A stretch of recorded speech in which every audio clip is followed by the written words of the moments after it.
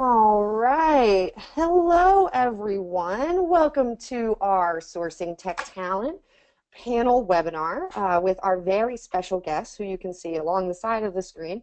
But you're looking at my slides. I know they're not full screen, but I promise you this is not the most important information you're going to get today. So our agenda is a little bit of housekeeping, a shout out to our sponsor, and then we'll jump right into this Q&A.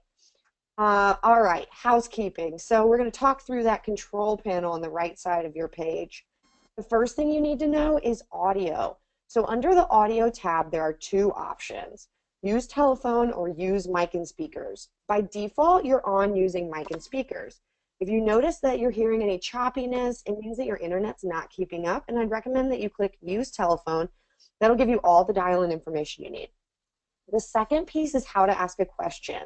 So these panel webinars don't function like your typical webinar in that we are not going to sit here and force a bunch of slides down your throat, but rather we're going to show you and answer your questions. So we have a few questions prepared, but really we want to hear from you. So if you go under that question pane and you type a question, I'll be keeping an eye on that.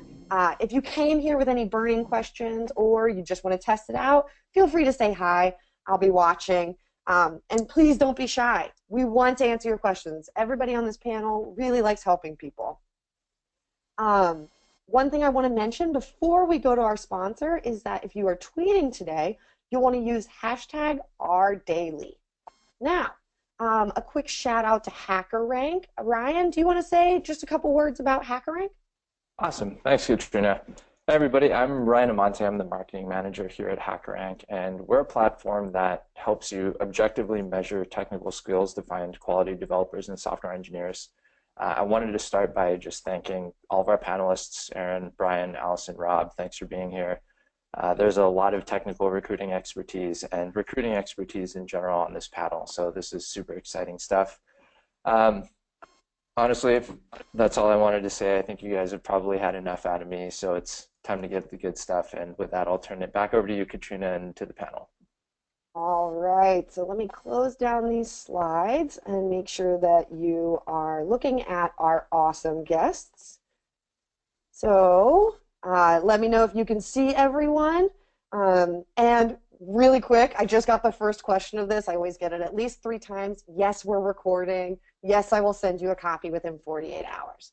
Okay, so let's introduce this panel. Ladies first, Allison. Thanks, Katrina. Hi, everybody. So my name is Allison McKay. I've been in technical recruiting for about 3.5 years. I've been with Facebook for about 7 months. I work out of the Bay Area, and I also started the Silicon Valley Recruiters Association as a way to connect our Bay Area professionals in recruiting and talent acquisition. Thanks for having me. Yeah, Aaron. Hey, what's going on? I'm Aaron Daniels. I've been recruiting and sourcing for about 10 years, sourcing for about probably 6 of those 10. I'm not a specific technical sourcer, but everywhere I go, technical roles hit my bench, so I guess you could say I am one. But yeah, and I'm based out of Houston. Awesome. Rob. Hey, I'm Rob. I'm from the UK, but I've recently moved over to the US. I run global recruiting for Red Hat. I've been in technical recruiting for about 10 years now. I'm looking forward to this panel. Thanks for having me. And last but certainly not least, Brian. Hi, I'm Brian, and I am also based in Raleigh working with Red Hat, previously in talent acquisition, and currently working with our assessment portfolio. So really happy to be here today. Thanks for having me. Very cool. All right, so you have all these awesome guests here. I want to start by talking about community because I feel like, you know, when we do all of our normal searches, we're going to get the same results. But a lot of times we find ourselves digging into technology communities to find this really specialized talent. What are some of the communities that you like to research in or, you know, learn about developers from? I'll let whoever wants to start go for it. Go 1, 2, ahead. 3, 9. No, so this is kind of a, I don't know if you'd call it a community, but I love to start with my teams that I have in place now. There are developers that I have that are currently working for us because they know who's in the market, they know who would be best or who probably isn't the right fit for your culture. And then also there's, tons and tons and tons of places online. I've had some success in the past with messaging meetup groups and things of that nature, also Stack and all those other places. So, but number one place I start first is who we have on the team now. Yeah. Allison, you want to add anything? Yeah, I definitely I'll search on GitHub, Stack Overflow, but then another one that I found interesting is Quora, and seeing the questions and then seeing who's responding to the questions. I recently saw one about the director of technology. What do they look for at Facebook? And there was so many responses from people that have interviewed that didn't necessarily have the right answer, but it was interesting to see and then go back and see what their backgrounds were and see that talent there. Yeah, totally. Aaron, a follow-up question on referrals. So, are you asking them about specific positions, like, who's the best person you've ever worked with that did Java, or are you trying to get the more general information so that you can more effectively source? I'm doing a little bit of both, really. I want to know, because I am not a developer by any stretch of the means. You put me in a room with code and everybody's in trouble. But I want to get the ins and outs. I want to know what the stack is. I want the front end, the back end, the repository. What are we using? How does it work? Do research on my own. I want to get that kind of information. But then I will look up a good trick that Josh Jones, he's over at ERA Media now, he taught me how to go through someone's connections, look them up, send them the search, and say, hey, look, this is who you have in your network. What do you think about, Joe Snuvy, who you worked with a couple years ago? Instead of saying, hey, who do you know? It's a little, little easier and a little bit more targeted that way. Absolutely. All right. So let's talk a little about code testing. Brian, I know this is a specialty for you. Do you find, what technologies do you like for code testing, and do you find that it speeds up time from interview to hire? Absolutely. We definitely are a HackerRank customer. We've got some published white papers out there that people can see about that, and so we've had some really good success with it. Um, it it definitely does speed up time to hire, but one of the things that we have found in particular is as much as anything else, it's a really quick way to eliminate unqualified candidates. And so our process before we got into the testing world was a little bit less streamlined, and we were finding that tech screeners, people from the business that we were working with, were getting really frustrated with candidates getting, just a quick resume pass and maybe a 5 or 10 minute call, but no real way to quantify their skill set. And so after we implemented the testing, what we've seen is really happy hiring teams, and so they're Happy hiring manager, happy life. happy hiring manager, happy life. Absolutely. So there's great ROI there. There's lots of metrics on it, but really, as much as anything, it's the quality that we're able to put forward by giving the candidates some challenges and really being able to see them demonstrate their coding skills and not just talking through it. And what we found also is sometimes you'll get candidates that are a little bit unlikely. So you'll get candidates that maybe couldn't talk their way through their skill set as well, but could demonstrate it really well. And flip side, you have candidates that can talk really well sometimes, but maybe are talking a little bit better than they can actually operate. So it lets us cut through some of that also. Absolutely. And we have a few follow-up questions from the audience about the assessment. The first one from Carrie Collier. Thank you for being here. She said, do you find that people cheat using these tools? So, she's like, couldn't someone just do it for them? Like, that's one of her biggest concerns. Have you run into that? Yeah, that's a great question, and that's a question we get a lot from our hiring teams, and one that we work with the vendor on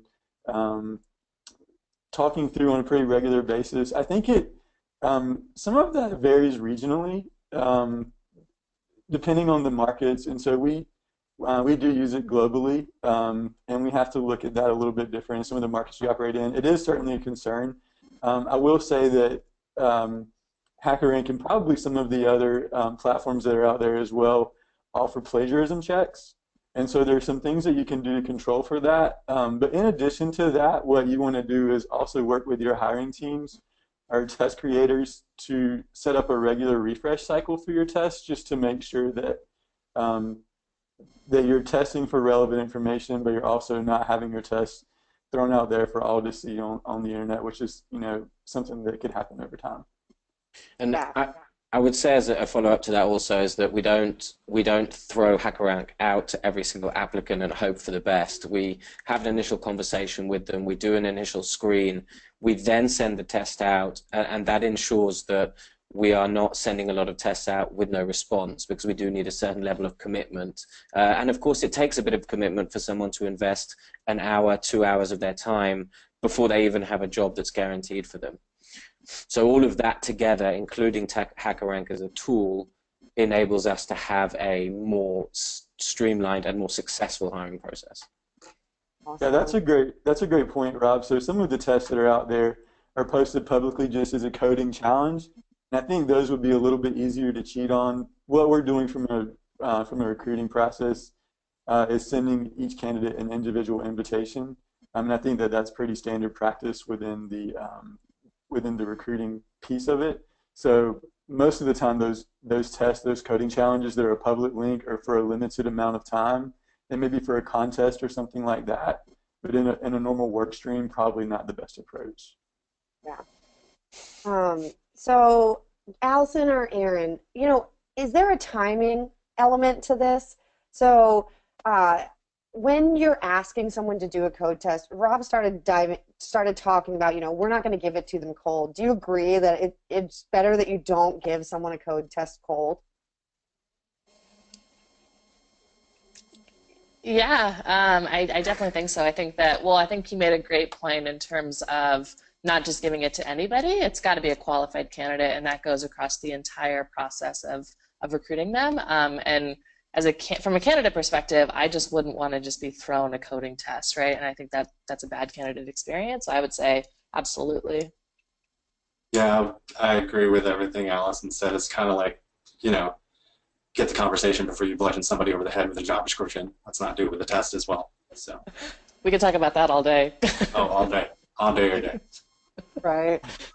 Tons of great questions coming in here. The next question from Allison, she said, do you receive pushback from candidates who don't want to take the time to complete a test?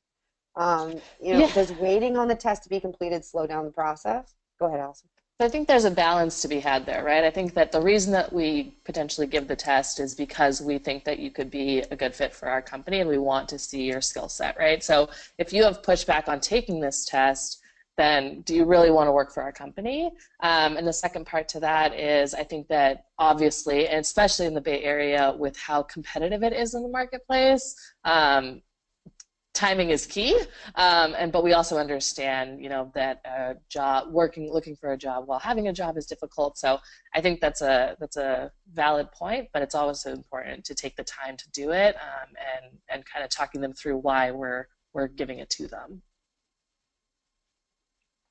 Absolutely. So I think this is a good question for Brian from David Schwartz. Thank you for being here. He said, in a hyper-competitive market, how do you convince candidates to invest their time on coding tests when you're an unknown brand?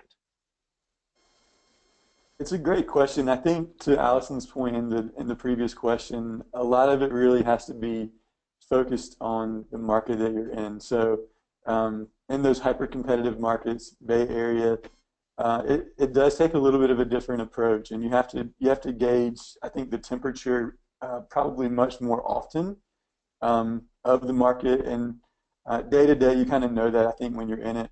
But I think a lot of us know what it takes to get the candidate, what's happening in the market, and those kinds of things. And so with the unknown brand, I think we'll talk more about that later on, some things that you can do to kind of boost your brand and your presence.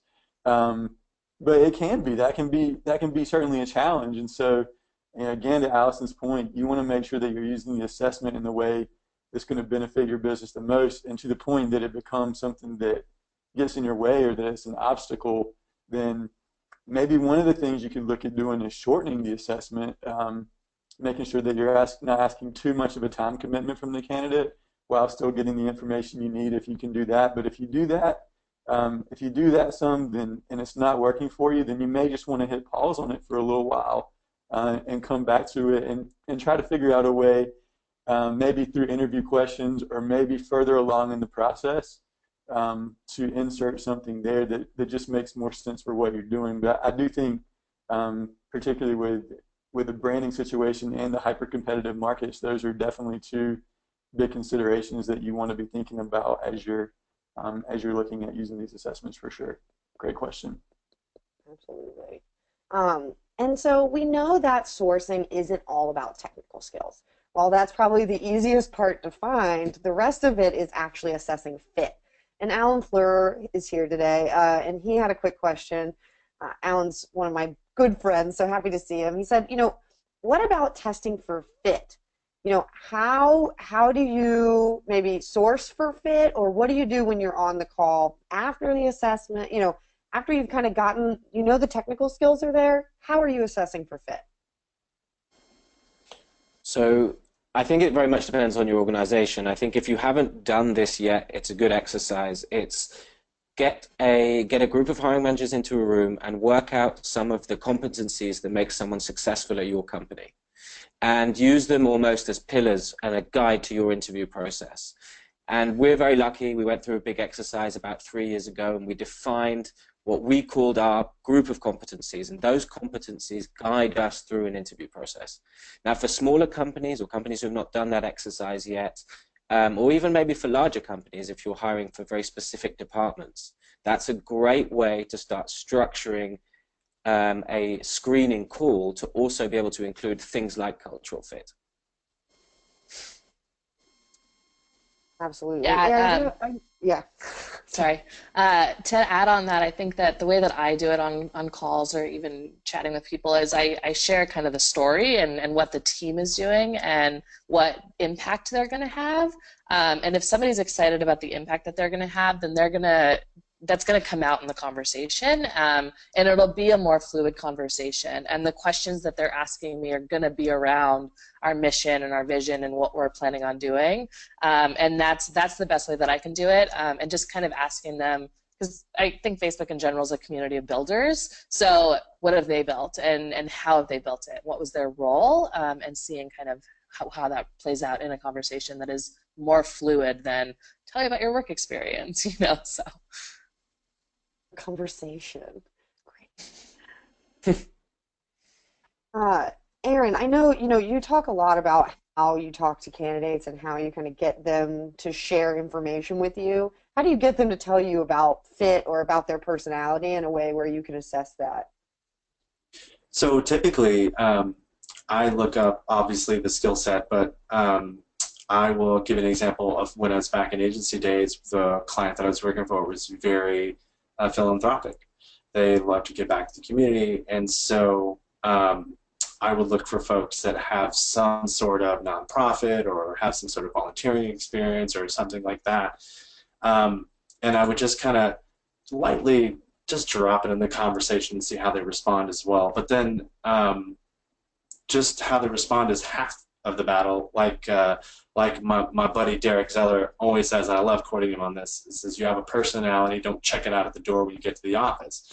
You have to come to the conversation as easily approachable as you want them to be with you. It's definitely a give and take, and people, whether they realize it or not, they mirror you. A lot of good phone people from recruiting on the phone, they say you mirror your candidate. Well, the candidate's going to mirror you too.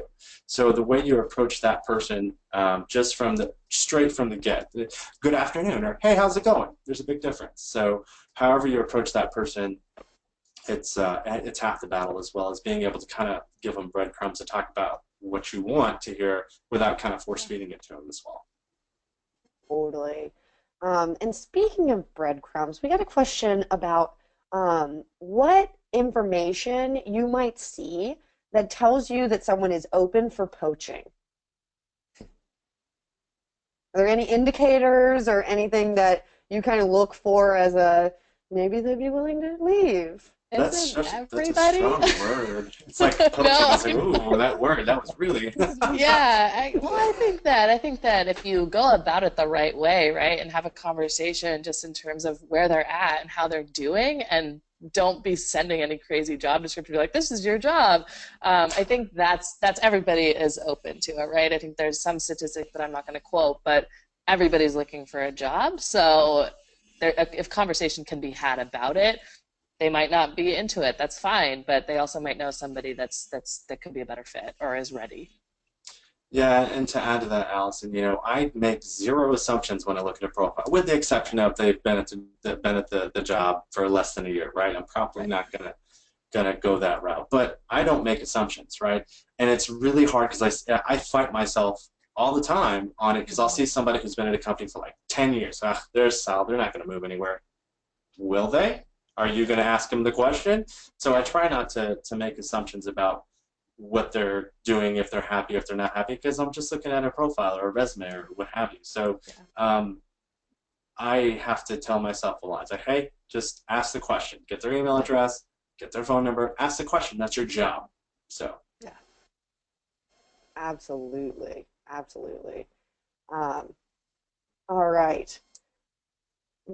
This is a good question, and one we get pretty often from Benjamin Greenberg. Thanks for being here. I actually want to start with Rob, because I know you're training sourcing teams on, outreach and how to do their job better.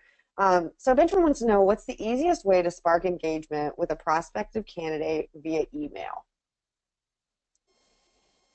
It's a very good question. So I think what we try to do as a group is we try to be very personal in our communication. So anything that is mass email, that is mass address, that doesn't address someone by name, that doesn't make a point of calling something out about something you've noticed about that individual, be it a Twitter handle, be it a Twitter post, be it something they've put on LinkedIn, or they've shared something in their profile or CV, is unacceptable. I think in 2016, I think that there is so much technology now that enables you to, for a mass email to look like a personal email, that people are still ignoring those. So I think it's the recruiter's job to really get very deep at working out how they structure an email and getting that across. I think it shouldn't be too long, and I also think the subject line needs to be something appealing, but not, to use a British word, corny. I don't know if it translates to American. Sketchy. Perfectly. That's awesome. But the subject is very important also. But for us, it's really not acceptable to send mass emails out. I don't like it. It's not really part of our brand or what we believe in. So I think what's really important is, and what really pulls recruiters apart from other recruiters, is their ability to spend 15 to 30 minutes researching someone enough to be able to write them an email that will appeal to them and have a conversation with them which will be of interest to them. I wanted to add something real quick to that.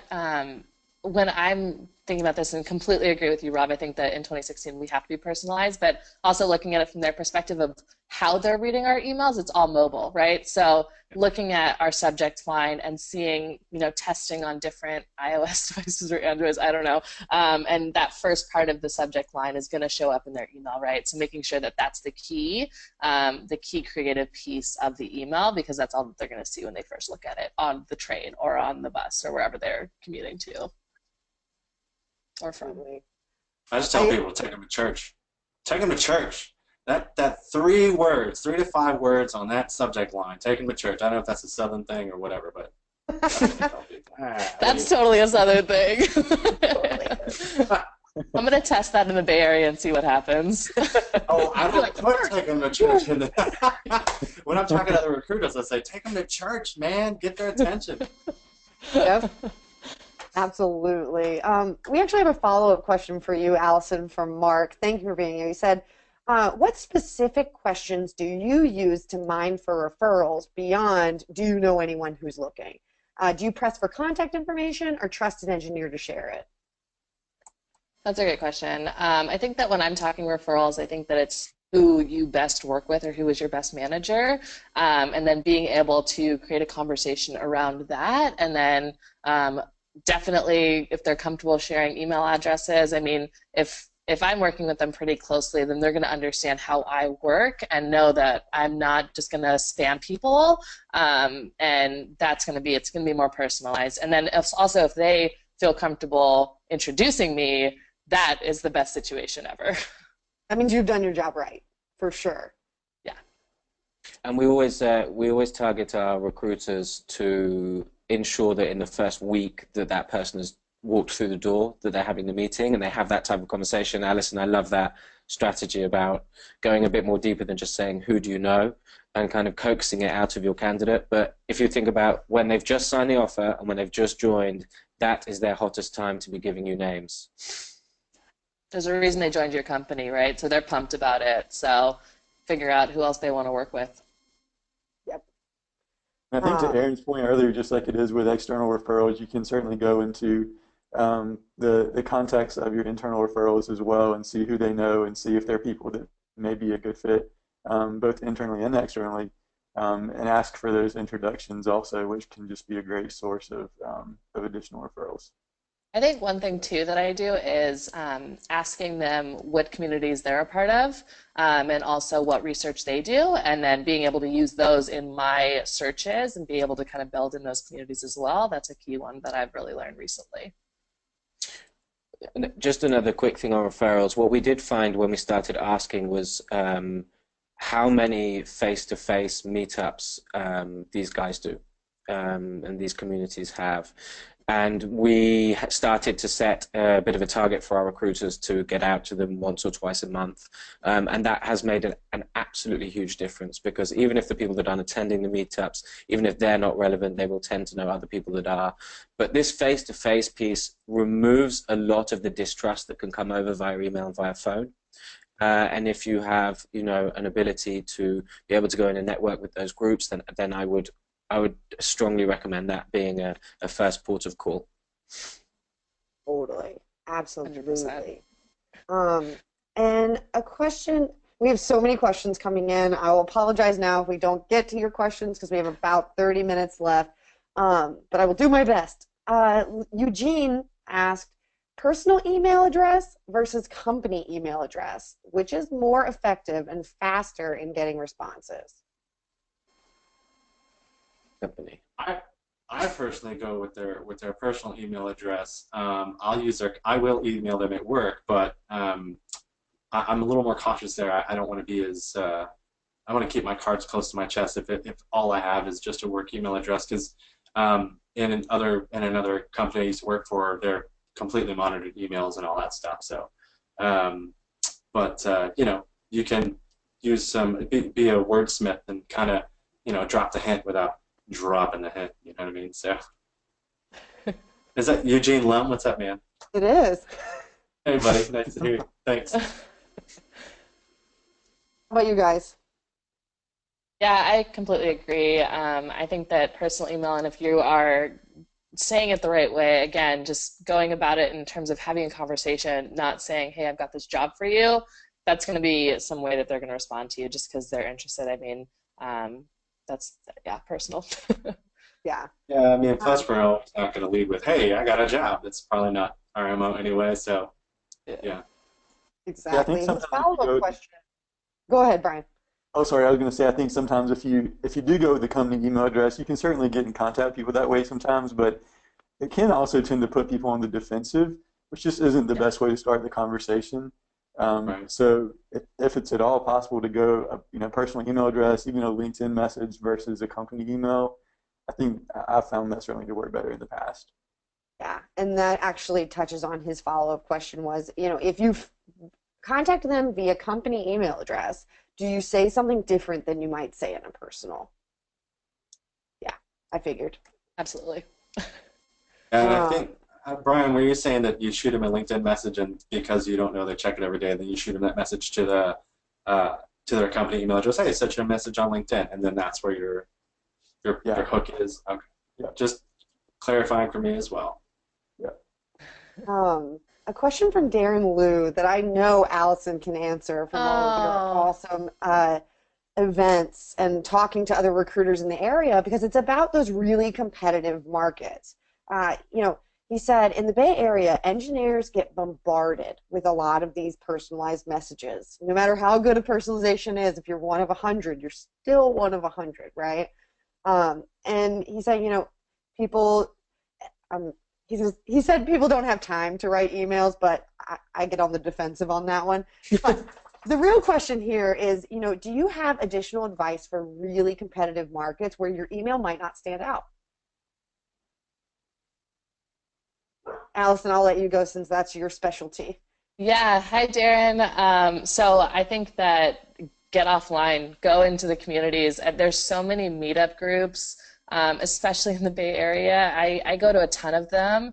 And also from a diversity standpoint, like I go to the Latinos in Tech, Black Engineers of San Francisco, and I go to their events and just meet these people. And typically I'm one of 100 people. I'm the only recruiter. And it's really interesting because, and there's my secret sauce, you guys. Go out in the industry, go out in the Bay Area and the communities. But no, and I think that that they also vet out the non-technical skills right then and there, right? Because any company you're going into, you can have the best technical skills, but you're still going to be working with people, and so you need to have the non-technical skills and the interpersonal skills there. So that's one thing that I've learned, and it's really easy to find meetup groups on meetup.org and just search for them. And again, create the conversation, not, hey, I'm a recruiter. It's just more so just connecting with them and hearing about them, and then the conversation will flow appropriately, and then you've created a rapport with somebody who also has a ton of friends, and then I guess I'm lucky because I live with an engineer, so being able to kind of talk to him about this too. Yeah, good intel. Megan Kovac, thank you for being here. She said, we've talked a lot about email, but how often do you find yourself cold calling candidates, if at all? I know most technical candidates say they don't want to be approached via phone, but have you found any success in the old school methodology? Good question. I thanks for the question. So I would say probably of 100% of our directly sourced candidates, maybe 5% of them are through people that we've approached on the phone, and even then, I would say it's never been completely cold. I think I think a lot of organizations now are worried about the corporate PR piece, and I think that being seen and being caught calling into organizations if you're in the same industry is not looked upon, and not looked upon greatly. And I think there are so many other options for doing it. So I would tend to ask the recruiters to veer away from doing that unless they had a cell number. Going through switchboards, I think feels very 2003 to me. Yeah, there's to add to Robert's point, man, there's so many pieces of technology, whether it be old or new, that you can go to find someone's cell number or something. And if for the original part of the question, if I can't find a personal email address and I've done the whole I'm on my second, third touch, yeah, I'll pick up the phone and cold call somebody. I mean, it's my job. Just to add quickly, just made me think of it. There are 2 or 3 tools out there at the moment that exist that are absolutely fantastic and very cheap for finding contact information for absolutely everybody, specifically in the United States. It was the best investment we ever made as a recruiting group, so I would strongly encourage you guys to research those. Can you tell us what the tools are? I'll tell you one of We them. have a few people asking about specifically tools that help find phone numbers. So Zoom Info is the one that we have found to be absolutely priceless in terms of return on investment. I've used Zoom Info before too. For the free side, I like using oh gosh, that's them, Pipple. Those are my constants. I talk about this all the time. Pipple, that's them. Those are my constants, and then cross-verify with things like Truecaller and other things like that. So, yeah, and I enjoy, when I was with a company that had Zoom Info, and we liked it a lot as well. So. Do any of you text? Yes. Do you text first off, right off the bat, or do you wait? It depends on if I've had a couple of cups of coffee or not, Robert. I'll tell you the truth, man. I'm more of a second date texter, so. Oh, so Robert, you're gonna leave me hanging for a couple days after dinner, and that's what's gonna happen. Okay, that's cool, man. Right. I try to call first. I'll typically I don't like leaving voicemails. Because I don't check my own voicemails unless that's horrible to say, right? But I just want to get the icon to go away on my phone. But Yeah, I will call, and then I'll shoot a text. Hey, I'm not a fan of voicemails, and then send off like a quick, like small, less than 120 characters message about, you know, what's going on, why I'm calling, or whatever. And it's different because if I see the person, I found their phone number, it's the same thing in an email. I can still maybe get in a quick jab of what I know about them or what piqued my interest about their background and skill set or what have you. So, All right. So the scariest thing is if you call them and they actually pick up. And this is so let's assume you're still not emailing, like you haven't been able to get them to email you back. You call them and they pick up. What do you say? Say, hi, I'm a recruiter. yeah. Something if it's been like for me, I just the other day I was looking for a specific type of developer. I emailed this person 3 times, sent him a message on a social media network. I didn't expect to get him. I was like, man, do you know how hard it is to get a hold of you? Wasn't my best. Wasn't my best. But that's all I had. I was caught off guard. I was going to have to leave a message, a text message. So, yeah.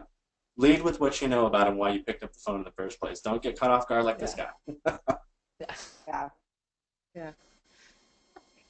Eugene just added that in some more conservative countries, texting is actually more welcome than calling. So it might be worthwhile if you're doing any global recruiting to consider the cultural context too, before you pursue the different avenues of what might be most effective. And talk to other recruiters. Yeah. It goes back to making no assumptions, right? You don't really know people like to get their information, whether it's phone, email, text. I mean, everybody's different. So why not use all the avenues available to us and see what works? And it's going to be different for every single candidate. And I think that's a key here. Yeah. And Katrina, just to talk about texting really quick, to follow up, is I don't text from my phone. I have a Google Voice number that's tied to Google Hangouts. So I just drop their number and type it on the keyboard. So, because I'm not going to sit there and not on my phone. You got clumsy fingers. I looked at the Textio dashboard when I was at HR Tech. They have a really nice interface for being able to hit, a lot of people or a few people. Full transparency, we've been using it for the HRTX events that we've been throwing just to give people the last minute information. So it might be a great addition too for interviews. Hey, just confirming that you'll be here at 1. Here's the directions. Nancy will be at the front desk. Something like that, right? So I think it's not just the recruiting piece that you can use texting or email for. You can use it throughout the recruiting process to make sure that your candidates are more prepared and, I guess successful is really the word I'm looking for. That's awesome. We have a question here from Raluca from the UK. She said, I'm not sure, I'm sorry. My biggest question, would you advise meetups over cold calling? I know Allison brought up meetups as one of the ways that you're meeting new people. Do you think it's more effective than cold calling has been? Yes. And it just goes back to developing that rapport in person. I think that I'm constantly trying to preach that recruiters are people. So there's this company called Outco. They do basically interview training for software engineers, and they bring in recruiters during the 4-week program just to provide a space for them to ask anything. And my friend says that for the first week, he's just telling them that recruiters aren't bad people. And so I think that that's kind of my shift in mindset in terms of getting out there in the community and meeting these people, not sharing that I'm a recruiter, just trying to create some rapport with them on any platform or any way, and then going from there, and then it makes it way easier because they're going to feel comfortable with me, which means their friends will feel comfortable with me, which means that the bigger community will feel comfortable with the recruiters in general, well, the people that do this. So I completely say yes. I think from your own sanity, you should probably go into the community too. I remember when I had to make at least 50 calls before I go to lunch, right? Or at least 100 calls before I do something or whatever. Those way at the very beginning of my career. So channeling that didn't feel nice. That didn't feel great. So like Allison said, go and meet some people. Yeah. And I think that a specific tip for, sorry, Ryan, a specific tip for London is to hit the universities because the universities organize really big groups for alumni and they organize meetups themselves. And that's often a very low-key, inoffensive place to start talking and networking around without feeling too much like a recruiter. And it's good pipeline, right? to Meet Aaron, I this think talent, talk to them about how they apply for jobs. I bet they call you first when they need to look for a job, right? Yeah. so I'm to curious, Aaron's Brian, are earlier you guys point too, I doing was that going in to say. Raleigh? Yeah, go ahead. I was going to say to Aaron's earlier point, and to what Allison was saying, anytime you can be a person um, and make a connection as a person, it's so much better. And I think about, from the same thing, if it was me out there meeting somebody, I'd much rather meet somebody face to face without a sales pitch at a meetup or something like that versus just getting a cold call. It's like if you're sitting there during dinner and you get a telemarketer or something like that, the value you place on that versus the value you make in making a personal connection with somebody at a professional group or professional meeting. And so um, for me, I've certainly found that to be a much better alternative as well. To your question, Katrina, about meeting people in Raleigh, we certainly have opportunities to do that. We have a lot of local meetup groups here. I think Rob was talking a little bit more and may be able to share more about that, but we do some things at our headquarters. There are lots of other things in the community where we can just go be a part of it, and it gives us a chance, I think like everyone else has been saying, just to go out and be people and meet people, and then you get to naturally make some connections. Just builds your network as not, if nothing else. And so even if you go out one night and you don't get a specific win, it's always a win because you've made your network a little bit stronger. The one piece, those are good points, Brian. I was going to make one more piece of personal advice I would have would be this can go really, really well. It can also go horribly wrong. Don't make a presumption that for the first, you should make a presumption, I'm sorry, that for the first 5 minutes of your conversation with any candidate, you won't even speak about recruiting. And if you think about what they're interested in or where they're going to be, it's a meetup, it's going to be technology focused, you're going to have 5 minutes of conversation there in your back pocket that you're going to be able to bring to. So, I always recommend reading, staying way ahead of technology news, understanding the organization you work for, using the best resource you have, which is your hiring managers, get them to give you some lessons on whatever it is that they would talk about if they went to a meetup. And there is no such thing as over preparation for getting yourself out in front of technologists if you're carrying the reputation of your brand. Absolutely. Absolutely. Amy Miller, actually, she recruits for Microsoft in Seattle, and she says she actually asks her hiring managers to go with her. Great Um, idea.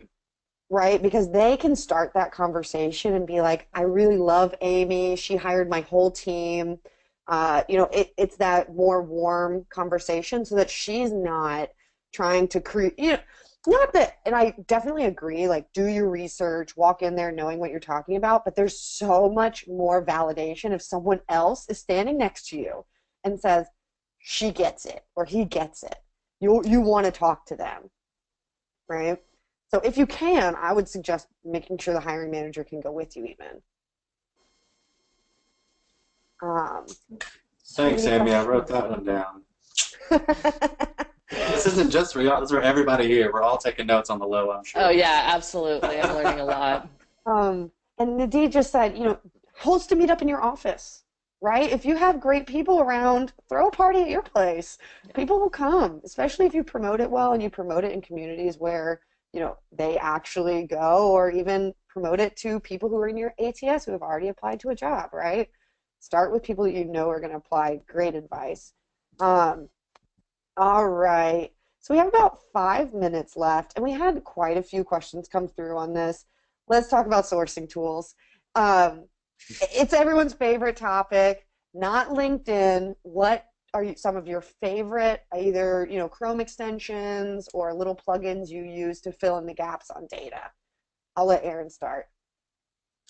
Hands down, there's two that I absolutely love, and I use them in tandem because they don't fight with each other, is HireTool and LeadIQ in conjunction, because they're not they don't both pull the same information. I'll start with Lead IQ. They just started pulling personal phone numbers as well, and that, I'm already looking, and both of these tools play with LinkedIn. So if I'm already looking there anyway, they just add value. It makes your job a lot more easier. So Lead IQ and Hire Tool for sure. It's just a no-win. They both have paid options, but they have free options too. So they're great. Absolutely. Anybody else want to share their fill in the blank data options? +1 for Hire Tool, definitely. And also, I don't remember the name of the tool, but like custom search engines for Google. And then also this Boolean black belt sourcing, which actually creates the string for you. But then the one thing that I like about that is that it has multiple synonyms of the skills that you're looking for that you wouldn't even think of. And then being able to use it outside of the Google search for LinkedIn, not just on LinkedIn. Yeah, agreed, Allison, because sometimes Hire Tool, they have their own Boolean builder, but it may not have everything. So I think Source Hub, right? Is that what you're talking about? Maybe it's the Boolean black belt one. Yeah. That's right. Yeah. Yeah, good call. We've been assessing different tools recently. Intello has come out as an extremely strong tool for us, and we've been really impressed. We put it through very rigorous tests, and we've been very impressed. So I'm hoping to start a relationship with them very soon. Yeah, they're great. We have a few people suggesting Social Talent as well. Yep. That's the one I was thinking of, Social Talent. And I mean, if you're ever looking for sourcing tools, I highly suggest Dean DaCosta does an entire series. I mean, he's like crazy. Like, he has over 4,000 plugins, which is insane to me, but to each their own. And he's also an insomniac, so he sits up at night testing these tools. And we actually just did a webinar last week. So if you go to recruitingwebinars.com, under recorded webinars, it should be the first one there. Dean went through about 5 to 10 different tools in order, and he also live sourced some roles. So if you want to see kind of his methodology or the tools that he uses to get from point A to point B, highly recommend checking that out. A lot of people say, I love him, he's so great. And plus, if you want to reach out, not that these guys aren't great, but Dean is by far the tools expert of kind of anyone in the space. Just reach out to him and he can respond. And Karen added, there's no one tool that does everything just yet. Exactly. So inevitably you end up looking at quite a few things. The other thing, actually, when you were talking about Boolean, Hire Tool has a little Boolean builder. Yeah. So you can, and they built it out by profiles, which I really like. So it's like, I'm looking for a marketing person, and I can edit out what I don't want and add what I do and kind of see how they rank compared to others. I mean, they just rolled out a Facebook search too. That's brand spanking, like what, a week ago, I think? Yeah, it recently came out. I like that they're also, for those that aren't in technical recruiting, that they are now building out the finance, and I think that they did health, and then just being able to kind of broaden the search. I mean, it's awesome. Yeah, well, I don't know if Nin's on the line, but he's also cool. Yeah, Nin's legit. They're talking to us. They're talking to the people who are in the trenches, trying to figure it out. Hey, what string do you use? And they just copy and paste and make it better. And I talked to them last week, and they said something that I thought was really cool. They're like, our mission is to make the internet recruiting friendly. And I was like, that's what's up. Like, it's just a smart approach. And Hire Tool is spelled Hiretual. For those of you, I've got like 4 questions about it in a row, so just spell it. And last question, I know we're right up against time, but I do want to ask, as our last one, what's the piece of advice you train new recruiters to remember? Rob asked the same question. I even had it prepared. So let's do a round robin of like that one piece that you think every recruiter should remember. And whoever wants to start, please feel free. I can start. I think that the one thing, and being in the industry for only 3.5 years, I feel like I've learned a ton. But at the end of the day, learn the basics of recruiting in terms of Boolean strings I love that we have so many tools at our disposal. I love that we have LinkedIn Recruiter, but until you understand the core functions of recruiting in terms of Boolean strings, doing your research, and understanding your team and kind of your company and your vision, you won't be as successful as you could be if you had done those core functions. That's my best advice. Go ahead, Rob. I'm tweeting. Hang on. Okay. I would probably go back to what I said before about knowing your stuff. I think that in the competitive market in which we operate, I don't really believe a candidate's only ever looking at one job. I think there's 2 or 3 things they're thinking about, and you as the recruiter have the ability to make the difference in getting the attention of that person and getting them towards your organization rather than your competition. So knowing your stuff is going to help you get there with that candidate and develop your relationship. I agree. I think both of those things, Allison and Rob, are huge, especially being confident. And I would just add to that, going back to what we touched on a little earlier about being real, be authentic. People want to know a person. And so if you can let your personality come through, get to know them as a person, and really try to make a match from a personal and professional standpoint, make it a win-win for the company and for them. And when you can find those, I think that's where the magic is.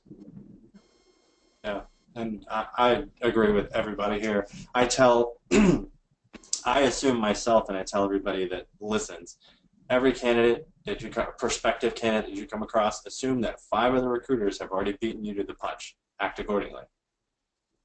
So. Yeah. Not that anyone asked for my advice, but I'll throw it in there.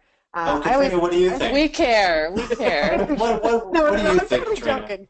I'm not asking for permission. I'll talk whenever I want. It's your show. I think something that I've been seeing a lot lately, and you brought up today, Allison, is to go where the candidates are and try to be helpful, right? To me, sourcing is not so much about having the latest tool or sending the best email, and I know all of those are critical elements, but when you go into the community and you become part of it, you're not a recruiter for tech, you are a part of the tech community and you find great talent. I think it changes the dynamic. Go to conferences for your target audience and offer to edit resumes. Go to the meetup and offer to set up a little table and review resumes. There are people who are always looking for help because we don't learn how to job search nationally, right? There's no education standard for job searching, and we have expertise. So we should be providing our expertise too, not just doing all the stalking, but really learning and offering that learning. So that's our time, folks. I want to thank each and every one of you for being here today. I think each of you offered a really unique perspective that really helped our audience. I know we still have questions here, and I'm going to make sure that all of those questions gets distributed to this group so they can follow up with you if they have specific advice. Thank you again to HackerRank for making this webinar possible and bringing on such wonderful guests to talk about this topic. And then for everyone who is on the line right now, again, you'll receive a copy of this recording within 48 hours, and if you don't, you can hunt me down. All right, so that's going to wrap it up for today. Again, thank you to everyone here, and we will see you soon with another awesome webinar. Thanks, guys. Thanks, guys. Thank you. Thank you, guys. Bye-bye. See ya.